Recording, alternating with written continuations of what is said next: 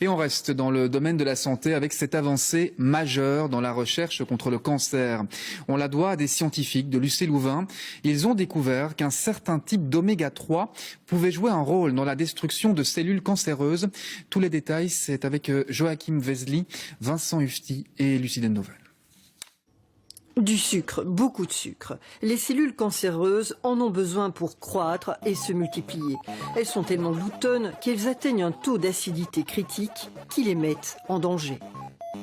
À ce moment-là précis, les cellules tumorales arrêtent de consommer du glucose pour consommer des lipides, pour consommer des graisses.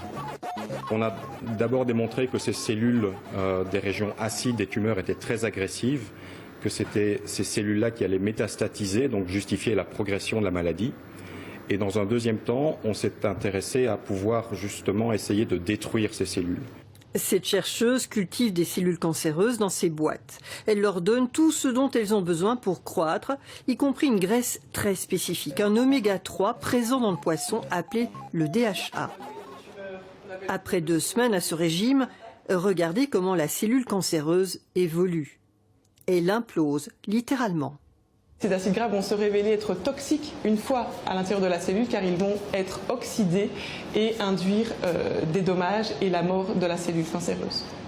Le DHA tue donc la cellule cancéreuse. Mais pour ce spécialiste de la nutrition, nous n'avons pas assez de DHA dans notre alimentation. Les recommandations du Conseil supérieur de la santé, c'est un minimum de 250 mg de DHA par jour. La dernière enquête alimentaire en Belgique montre grosso modo que nous consommons moins de 100 mg de DHA par jour. Donc nous manquons de DHA. Ce DHA est présent dans les poissons gras, les œufs, les algues.